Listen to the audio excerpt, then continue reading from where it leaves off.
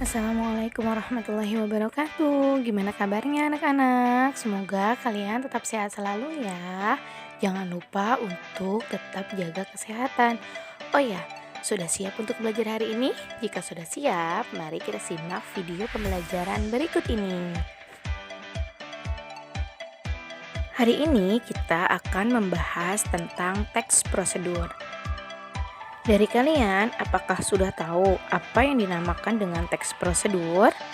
Jadi, teks prosedur itu adalah sebuah teks yang berisi tentang langkah-langkah atau tahapan-tahapan yang harus ditempuh untuk mencapai sebuah tujuan.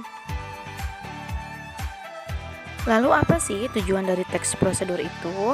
Nah, tujuannya itu adalah untuk menunjukkan atau menjelaskan bagaimana cara mengerjakan sesuatu dengan langkah-langkah yang urut, sehingga dapat memudahkan pembaca dalam membuat sesuatu. Lalu berikut ini adalah struktur dari teks prosedur. Yang pertama, adanya maksud atau tujuan. Jadi tujuannya untuk apa dibuat teks prosedur itu? Yang kedua adalah material, yaitu berisi alat dan bahan yang digunakan untuk membuat atau melakukan sesuatu. Yang ketiga adalah metode atau langkah-langkah. Langkah-langkah ini adalah urutan-urutan atau tahapan-tahapan cara melakukan atau membuat sesuatu. Nah, kemudian teks prosedur itu ada jenisnya. Yang pertama, teks prosedur cara menggunakan atau memainkan sesuatu.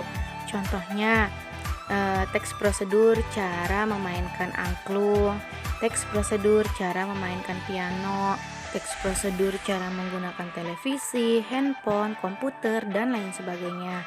Yang kedua adalah teks prosedur cara membuat sesuatu. Contohnya, teks prosedur cara membuat es campur, cara membuat mie instan, cara membuat telur dadar, es krim, dan lain sebagainya. Dan yang ketiga adalah teks prosedur cara melakukan sebuah kegiatan. Contohnya, cara mengepel rumah, cara membersihkan kandang ayam, kandang burung, dan lain sebagainya. Nah, selanjutnya yaitu ciri-ciri dan kebahasaan dari teks prosedur.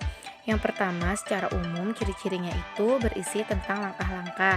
Yang kedua, disusun secara informatif. Yang ketiga, dijelaskan secara mendetail. Yang keempat, berisi objektif. Kemudian, langkah-langkah berkelanjutan dengan penjelasan. Yang selanjutnya menggunakan syarat atau pilihan, bersifat universal, dan bersifat aktual serta akurat. Kemudian, bersifat logis. Nah, ciri-ciri kebahasaannya dalam teks prosedur itu biasanya menggunakan kalimat perintah. Contoh kalimat perintah adalah kata tersebut menggunakan partikel lah. Contohnya, kerjakanlah, gunakanlah, ambillah, seperti itu. Itu namanya kalimat perintah. Nah, yang kedua menggunakan kata kerja aktif. Kata kerja aktif adalah di mana subjek ini melakukan suatu kegiatan. Yang selanjutnya menggunakan kata penghubung atau konjungsi untuk mengurutkan kegiatan. Biasanya dalam teks prosedur ini menggunakan konjungsi urutan waktu.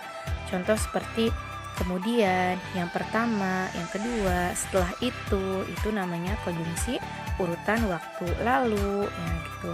Kemudian terdapat aturan atau batasan dalam hal bahan ataupun kegiatan untuk melakukan kegiatannya.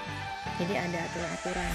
Nah, biasanya juga menggunakan kalimat larangan. Seperti contoh kalimat larangan adalah ditandai dengan kata jangan, seperti itu.